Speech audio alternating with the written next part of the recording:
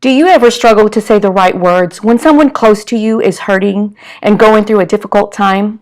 Romans 12:15 tells us to rejoice with them who rejoice, but it also tells us to weep with them who weep. Every time I read this scripture, I think of a dear friend of mine. It was at the end of a service, and she was at the altar praying, but I noticed tears streaming down her face, so I decided to go up there to pray for her.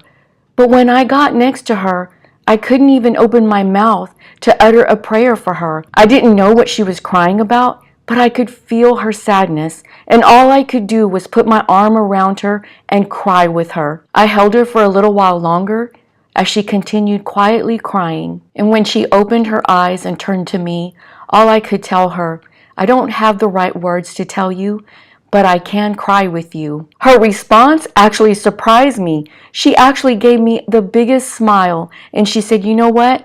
That's all I needed. I just needed somebody to be here with me. I just needed somebody to cry with me."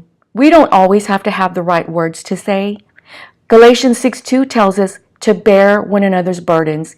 Now that's going to look different for all types of situations, but sometimes it can be that we just weep with someone who's weeping, or we just give a listening ear, a shoulder for someone to cry on.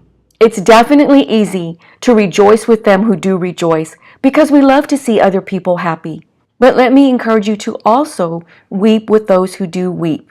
Now, weeping, it could be literally weeping with somebody, or it could be that you're just there. Your presence is there.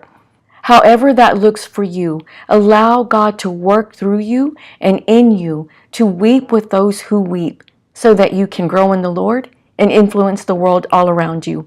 Thank you so much for watching, and until next time, may the Lord bless you and keep you. Goodbye.